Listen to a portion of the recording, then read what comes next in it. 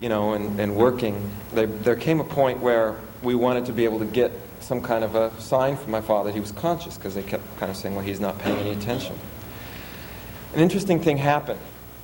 All of a sudden, in asking him, my sister and my mother and I were there, all of a sudden he reached out with his left hand, because he couldn't, his right side was completely paralyzed and he had some movement in his left, and he grabbed me behind the head and pulled me down to his ear, pulled my ear down to his mouth, and he said something. I thought it was hi. In retrospect, it might have been bye. I don't know. But then, in the situation where, this was a man that was, my father was a big man. He wasn't like me in the stature, in a sense. He was a barrel-chested person, a huge person. Here he was, his bodily functions were so impaired he couldn't urinate on his own. He was blind, or supposedly unconscious. Began to feel around with his left hand, and he grabbed my sister's hand. He couldn't see. Completely, his body is just a shell. And he put that on top of his hand. And then he reached around and he grabbed my mother's hand. And he put that on top of her hand. He grabbed my hand and he put that on top of his. And he put his on top of all of them. And that was basically the last conscious act that he had before his brain died, basically.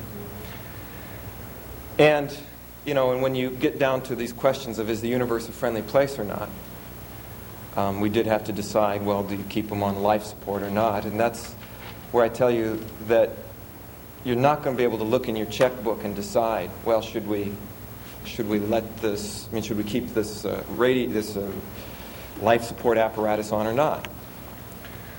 You're not going to be able to look to somebody's accessing cues or representational systems. There's only one place you're going to go, and that's going to be to what you believe about the world. And this is where you find that those questions about, is the universe a friendly place, is something that's not just sleight of mouth. It's something that is going to resonate all through you and through the universe, if you want to speak that way.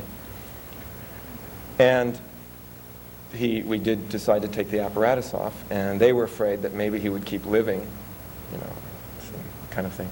However, he died quite peacefully.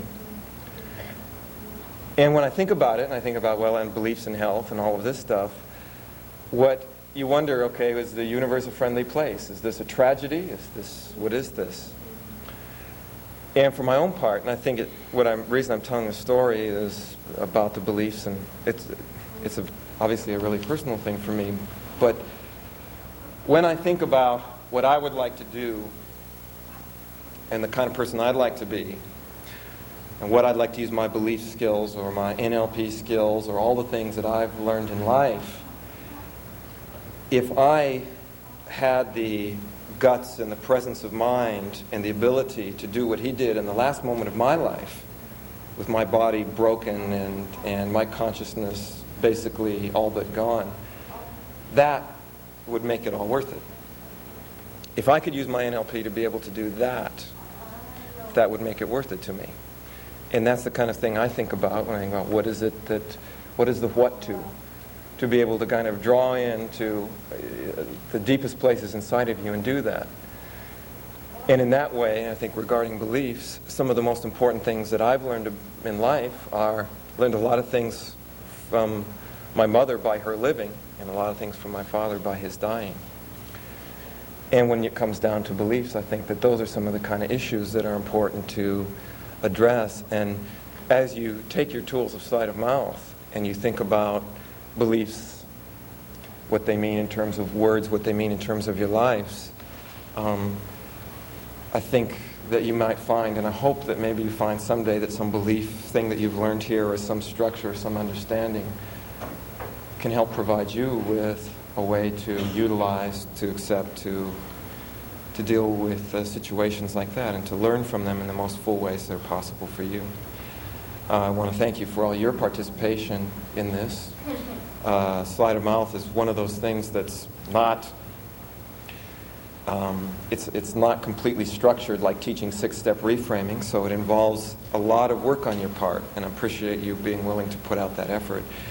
And I hope that you get back in full proportion the amount of effort that you put into this in terms of results and learning and changes for yourselves.